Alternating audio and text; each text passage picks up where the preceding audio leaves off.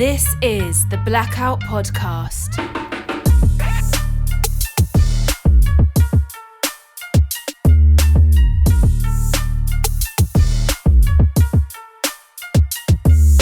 Hello and welcome to the Blackout Podcast, where I get to talk to amazing people that do amazing things. And today I'm happy to have Sam Hatfield from Shotgun Vintage. Thanks for coming to the podcast today. Thanks for having me. First off, amazing things you make. Like I remember the first time I checked your Instagram. That's literally at Shotgun Vintage, right? Yes. I checked out the Instagram, like, who is this person, right? And the thing that got me was whenever you put up a thing on your Instagram and then like a few minutes later, like sold and sold and sold. I just had to reach out to talk to you. But before you get to Shotgun Vintage, tell me a bit more about yourself. My name's Sam. I am the owner and operator of Shotgun Vintage. I was born and raised in Nova Scotia. Been living in Halifax for about 10, 11 years. And that's it. Shotgun started a year ago. It was a year in April. Oh, wow. Wow. So what was your background? Like, did you study sewing or? No, I went to St. Mary's University for psychology. Oh. Yeah. That's why you're so good at marketing, because you know how to do it. Yeah. I know what the people want. Yeah. So no, I took psychology. I worked with people with disabilities for a number of years, and then I took a turn into fashion. So I worked in retail for 4 or 5 years. What were you doing in retail? I was a visual merchandiser. So basically you make the store look really good. You place all the product, like all the visuals that you see when you walk into a store. And so midway through that, I said, I want to do something for myself. And I started Shotgun. What made you decide to do something for yourself? I was fulfilled in my position. It was a really creative job and it brought me a lot of joy. But I don't know. I just wanted to do something for me instead of helping a big corporation make lots of money. I was like, how about we do something for me? And then, what made you decide to do Shotgun? Well, I've always been really into fashion. I've always thrifted for years and years. And I don't know, I'm just really into vintage clothing. I saw all the waste that was happening with retail. Like we'd get shipments in 4 or 5 times a week of like 100 boxes, and it's just like filled with plastic and filled with so much stuff that we would just throw away, basically. Wait, what do you mean by throw away? So everything gets marked down within a couple of weeks on sale, and if you don't sell it, then it just gets shipped to some unknown location. For recycling? I don't know where it goes, but it goes. Okay, so I don't know anything about retail. So Yeah. say some whatever chain, they're sending these boxes to the store in the city. Yeah. And then you have like a month to sell all that stuff? Yeah, things get marked down to sale really quickly. So the turnover is really fast. Trends come and go. Oh, wow. We're getting like thousands of items in every week. What? Yeah.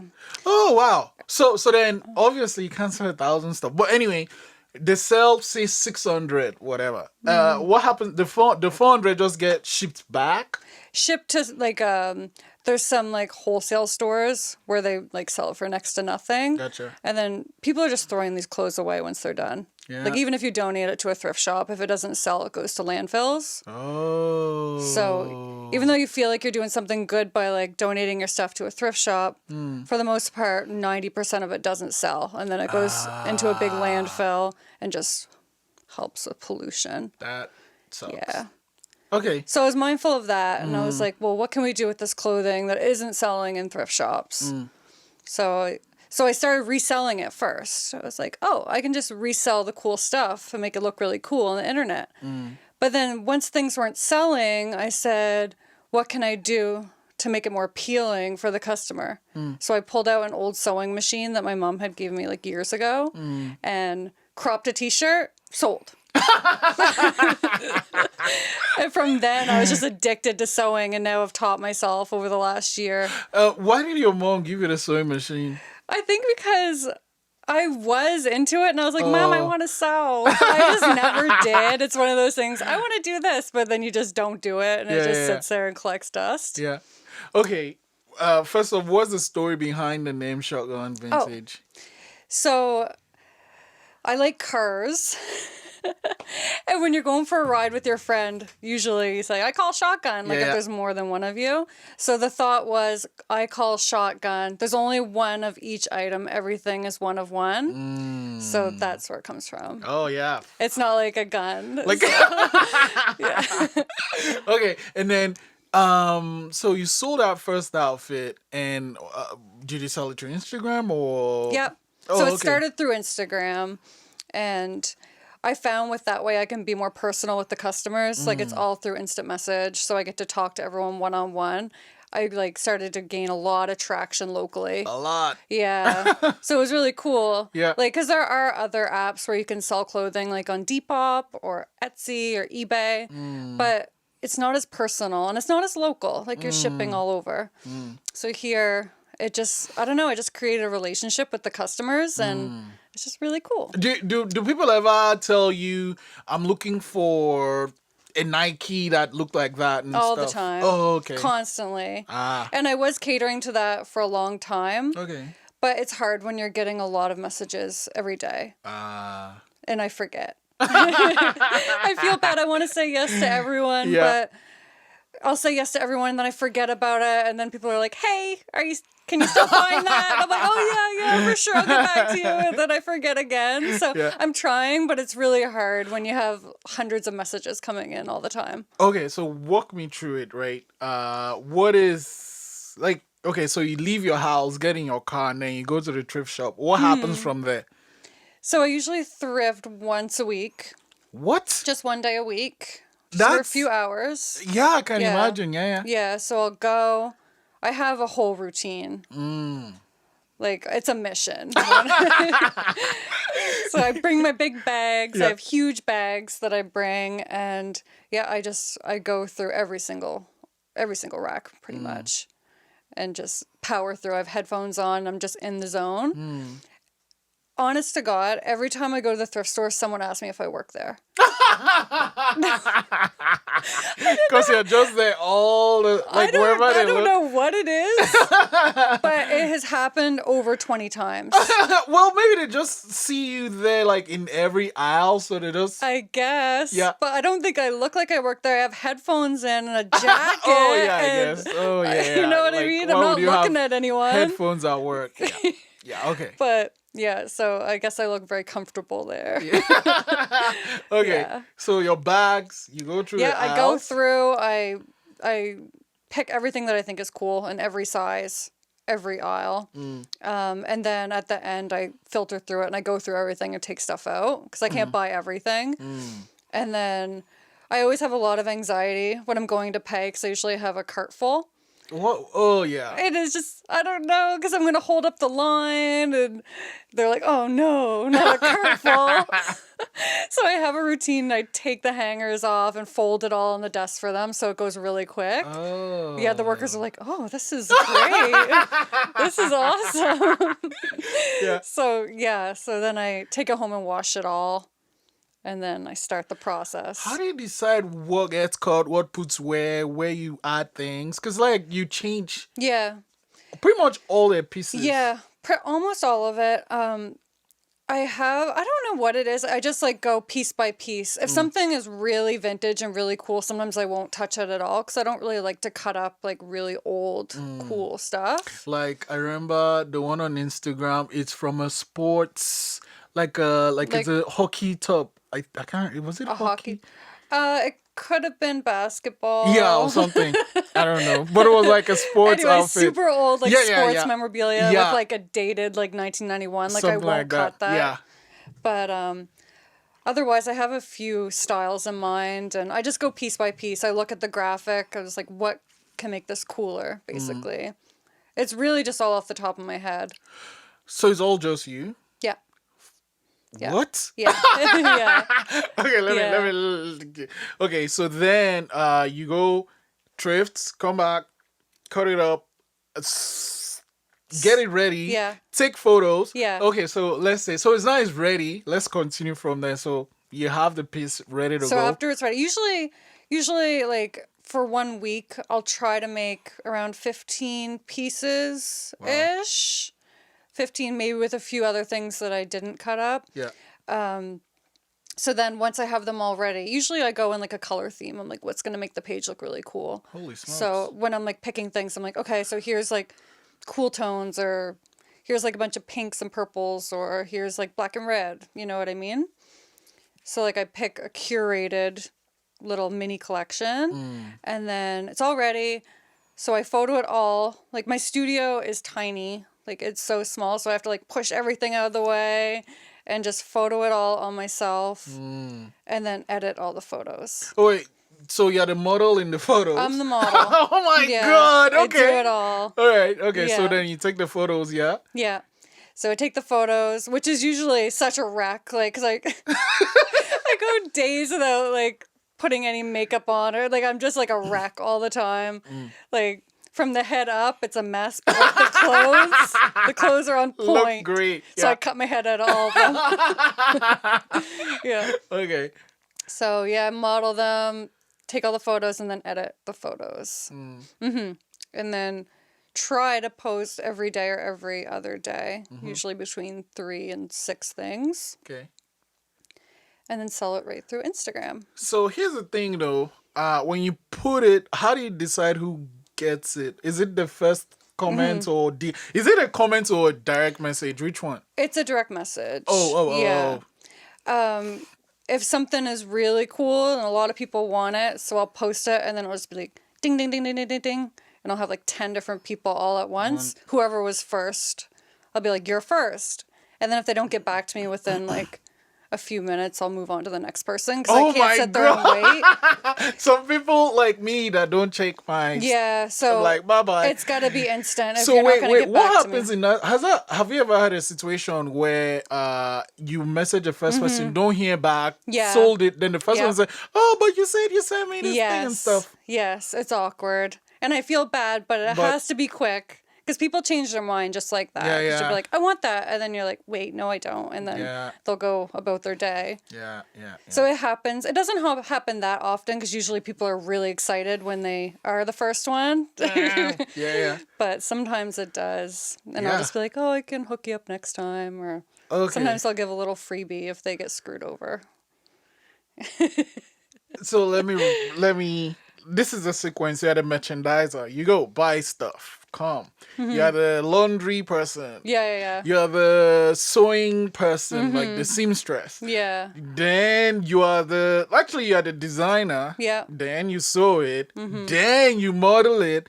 Then you set. Oh my geez! Like, is it going Then you to? sell it and then it gets delivered or shipped. I didn't even know that Or part. packaged, Exactly, too, and then holy shit! And then so it's all you. How do you handle it? Like, and then actually, even if I pull out all these things you do physically online too, all those email messages you get on Instagram, the comments, and you're actually really right on top of your comments because you reply to the comments too. Yeah. And then you reply to people in your direct messages. Oh man. Yeah. It's So a you lot. don't. This is your life, pretty much. Yeah. I live and breathe it. Pretty much. Yeah. Are you ever gonna hire someone? Like, Possibly. I want to. oh wait, I saw a while ago you put up the post about was it FedEx? Yeah. I tried. Oh, it's done.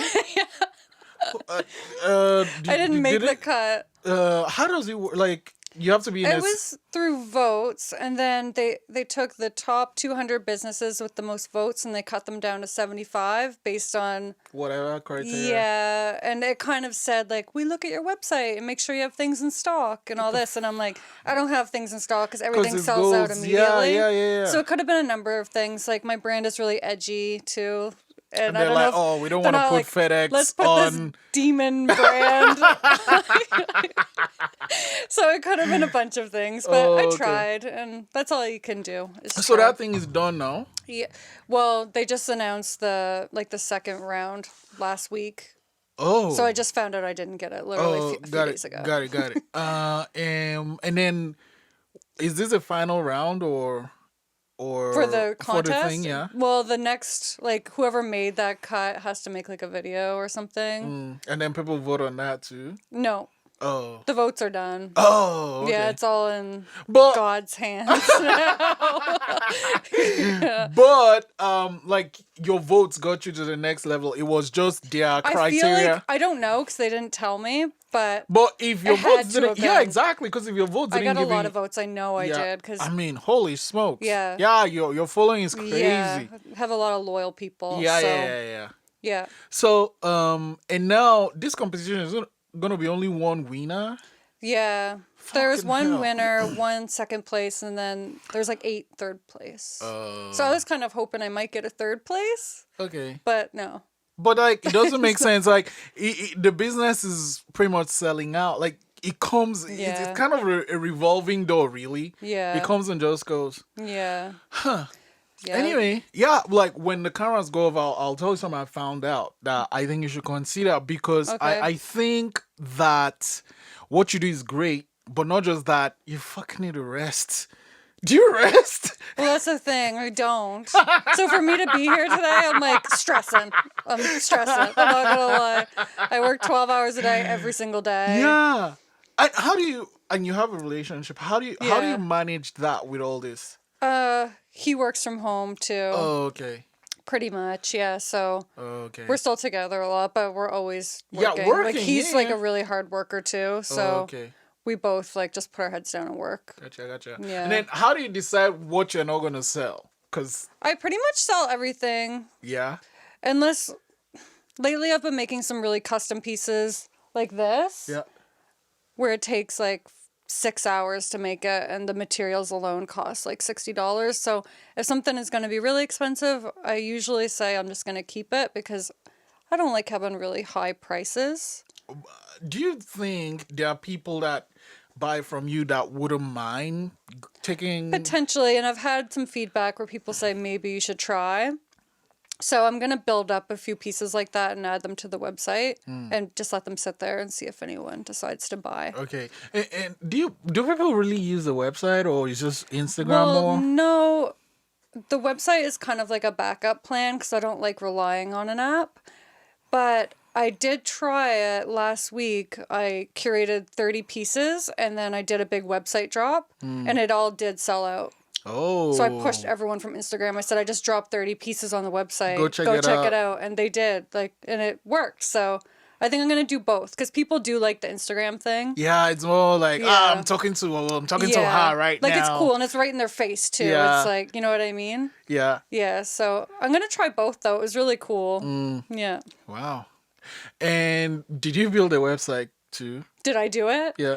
I didn't. Okay, I helped a lot. 'cause of, my like- boyfriend built it. Oh, okay. Because he's a designer. Gotcha. But I had a lot of say, Yeah, which was yeah. probably annoying for him. Put that thing in. Put that Because one he couldn't there. like just get rid of me like his normal clients. I'm just always there, like, hey, could you fix this? Could you do that? Like, Okay. yeah. But if you were say you could get some funny or whatever, what would you need the person you hire to do? I would like some help with sewing. Oh, okay. So hopefully hire someone who has some sewing background just to help me bang out the more simple pieces. Like just like crop sweatshirts, crop t-shirts, like really easy things we could like just spend a day and make like 50 of them or something. And then I could use my time to make more creative things. That would be ideal for me. But again, I'm doing it all from my apartment. So I don't have a lot of space to bring someone in. And especially with my boyfriend working from home too, That's just like... But if you got someone, would you be comfortable enough to let them sew at their space? At their space? Yeah. Probably not. I didn't think so. Because you want to kind of see what they're Not that I wouldn't trust them, but it'd be hard to like clock hours that way and stuff too. Yeah. Like it would just be more fun to do it together. Like you know what I mean? Yeah. It's like the whole experience of coming up with it together maybe and just Yeah. And okay, I'll ask this one later. But so now Which do you think you do more, or which one do you do more of? The mail or hand deliveries? Lately, I've been shipping out a lot. Okay. Yeah, Within the city or like? all over. Oh, okay. A lot in the Maritimes, but all over Canada as well. I would say about 80% are in the Maritimes, though. And probably about 60% are in Halifax and Dartmouth. Yeah. So it's a big local presence. Okay. And when it comes to deliveries, do you just have a day dedicated to that? Yeah, so I was doing deliveries all myself as well. Oh, shoot. But it's been a couple of months now. I hired someone and she does the deliveries for me. And yeah, we just pick a day of the week, whatever's good for her. Like I'm really easy. And then I make the list for her and everything and she takes it out. So How many that's deliveries awesome. would you do on an average in a day? Usually it's around 10, like for a week, it'll be like 10 to 12. Yeah. I really push for people to pick up. So I have a lot of Yeah. people picking up from my okay. house because I don't want to overload her. Yeah, that makes Yeah. sense. And do people feel comfortable picking up, like coming to you and stuff, and you're Yeah, okay with it's that? whatever's good for them. Oh, okay. I feel like I have a really personal relationship with my customers, so I trust everyone. And it's all from my mailbox as well. Like, I don't do face-to-face meetups. How does that work? I just leave it in the mail. Like, they prepay, and I leave it in the mailbox for them to pick up. So like they get into your mailbox or? Yeah, it's just like it's just like a normal mailbox on a house. Oh, And it's one of those big. ones where like on the side of the gotcha. house. You just come, oh, it's right there. Holy shit, do Yeah. people just not? It's awesome. I love it. Yeah, It's okay. the best. It's really the best. It's so cool. Okay. There's always people coming and going. I don't know what my neighbors think, but Like, what is she doing? I know. Oh well. Okay. And with now, what was your intention for the FedEx thing? Well, what was I gonna do? I wanted to hire someone. Oh, okay. Yeah, because I was like, well, if I get third place, that's $5,000. Mm. I could put that into like a decent amount of time to hire an employee. Yeah. But that didn't work out, so I probably still will, because I only want to do it like once a week or something. Like have a girl come in for like a 12 to 5 once a week and just help me do a bunch of stuff at once. So I could make it work. It's just figuring out. Do you ever have guys reach out to you and say, "Don't you make stuff for guys?" Yeah. Well, yeah. And then what's a your lot. answer? I do sometimes, but I guess I am more catered to. Yeah. Because Yeah. I can't think. I've Sometimes I seen... do, but I don't know.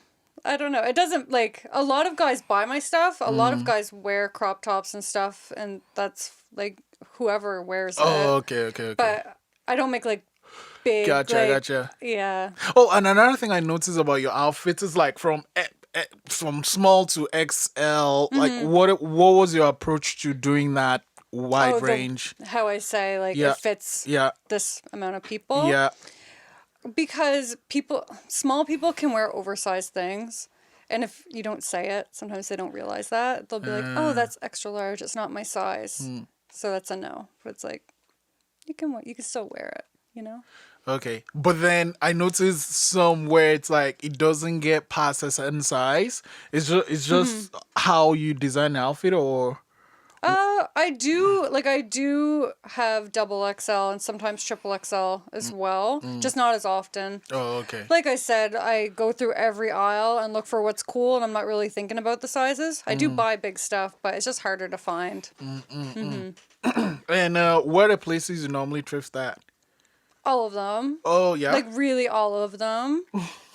I would say Value Village. I'm there most Wait. frequently. On the day, do you go to one or you just... Usually it's one. Oh, okay. But if I'm going to do the smaller stores, like sometimes they'll be like, I'm going to hit up all of like the Frenchies, Salvation Army, like all that stuff. I'll usually go to more than one Oh, wow. for those. Wow. But if it's Value Village, it's usually just the one because it's big. Yeah. So I can just go and spend like 3 or 4 hours in there. But if it's a smaller store, I'll do more than one, if that makes sense. Yeah, it does. Because I'm thinking, oh, what is that by Bears Lake? I mean, those guys have a lot of nice stuff. Yeah. Yeah. And then, and that's for someone that spends just a few minutes there. But when you're spending as much time as you do, you see things like that. Like, have you ever seen somebody like when you got at the store, it was okay, but then when you go home, clean it up, whatever, like it looked way better than you That thought it would. happens. Yeah, I'll get home and like on a pair of jeans and the zipper will be broke or something. Because I obviously don't try anything on when I'm there. I just kind of look at it and take it home. Sometimes I will find like, oh, there's a stain. But, I can fix things. I have a few tricks up my sleeve that I'm not going to reveal. Oh, wait. I have one. Being that kind of what you do is fuck, I don't remember this word. Anyway, but basically kind of what you do is something someone can be like, hey, I have an Instagram, I know shit. And then what, apart from just, how rabid your fans are, because people that follow Shotgun Vintage, Yeah. like, It's awesome. It's so awesome. Like, people recognize me in public. yeah. I hate saying that because I try to stay anonymous. Like, I cut my head out of every photo for a reason. Yeah. But then, how do you? I mean, just on Instagram, I'm not saying that copying what you're doing, but at the same time, kinda doing the same thing. How do you handle stuff like that? Well, I have a few YouTube videos that I go to, and it's like how to cope with this. It sounds ridiculous, but honestly, that's all that I know how to do is to try to listen to someone talk me through it because it affects me. Yeah. I would like to say it doesn't, but it does. So It makes me really sad. What are some of the things they say in those videos? Like how to cope with Oh, well, that? they say, well, what you're doing must be really good if other people want to do the same thing. So, that's good. That's good. Usually they say, well, people who have to copy you won't last because they're just looking at someone else. Self, yeah. Yeah, so, I'm just doing my thing and focusing on myself. And every day I'm trying to get better. Every day I'm like pushing the boundaries with designs and like just like always trying to come up with new techniques and just furthering myself. And that's how I really cope with it, is just focus on myself instead of on anyone else. But yeah, because what I think or how I feel about that is at the end of the day, this like whatever the person or people name their brand, it's the person behind it, right? Yeah. Right. So, like, oh yeah, I could do the same thing. It's what that person is doing. It isn't what you're doing. And I like that approach that you're just focusing on what you're doing and just getting better at it. Because, like I said, people that buy your stuff are, oh my God, it's almost like it's meth or some shit you're selling. Because I remember, like I said, when I started, I remember seeing your post and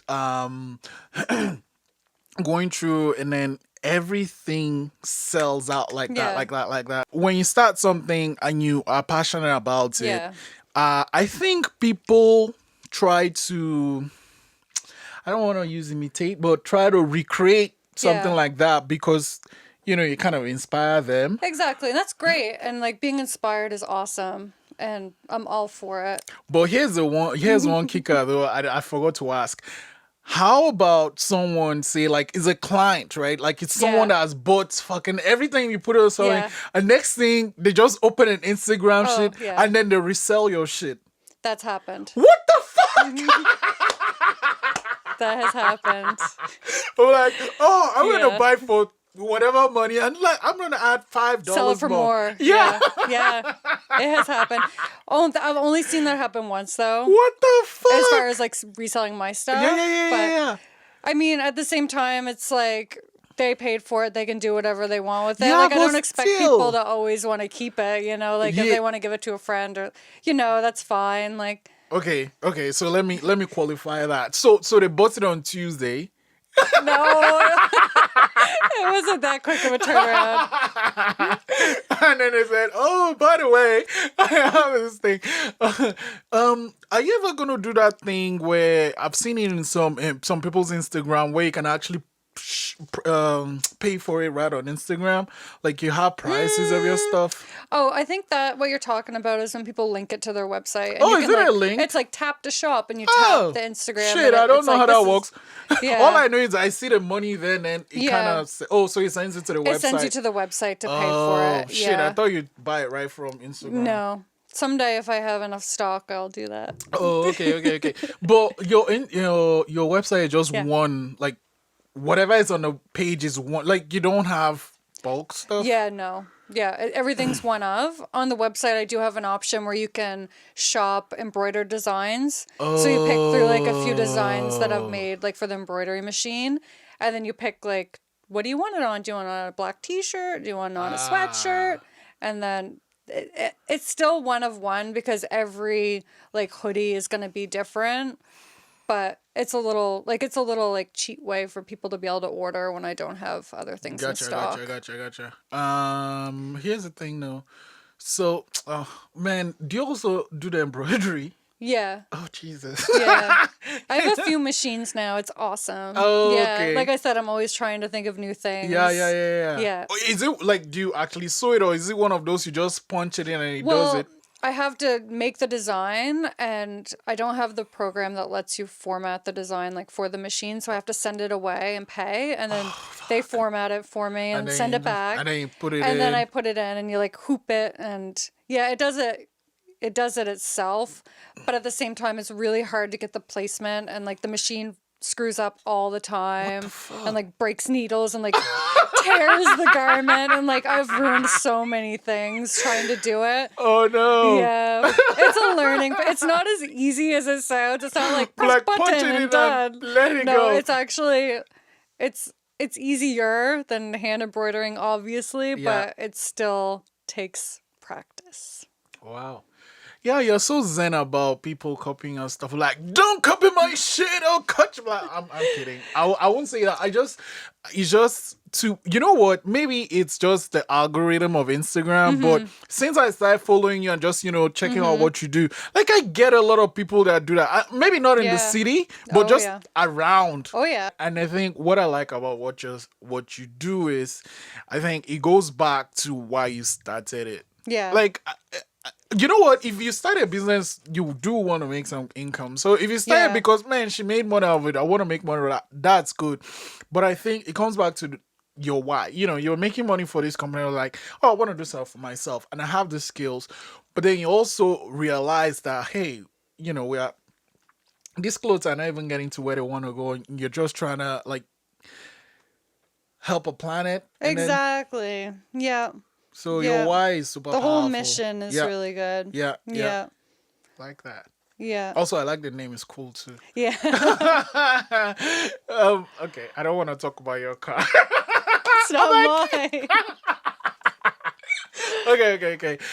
So what is the plan? Like, What's the long-term goal? I have a lot of ideas. For right now, I do want to get more on the website. Right now, the plan is to hire someone, Yep. be able to make more, be able to sell more. Yeah. Eventually, I would like to have a real studio, like not in my house. but That'd be your great. studio in your house is your studio in your house. Like, it's but I know great. what you mean. Yeah. I'm very grateful for what I have. Yeah. But to have a studio where people could come shop would be awesome. Yeah. Like, be there all the time, like, making stuff, but then once every couple weeks be like, today we're open, and then have people come in. Yeah. That would be so cool. Yeah. So that is definitely on the list.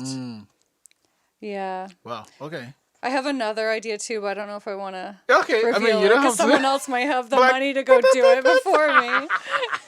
Okay. Yeah. No. Yeah. No. That one is great. Okay. I'm gonna end it with this though. Okay. What advice would you have for someone that wants to start their business, whatever the business is? Yeah. I would say just do it. Stop overthinking it. Stop saying, oh, I'll do it someday. Stop making excuses. Just work with what you have and do it and just start it. Because the more you overthink it, like, you're just never going to do it. And it really takes a lot of work. But if you have the work ethic, you can definitely do it. 100%. Wow. That's awesome, Sam. Thanks Yeah, for coming thank in. you. And I'm going to let you go because I know you have a lot of work to do. Yes, I do. Yeah. Thank you very much. Thank you.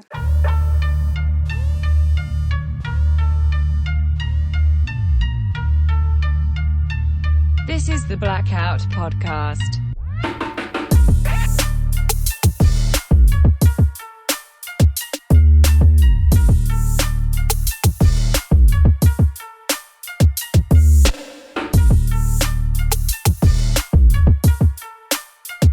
Thanks for listening.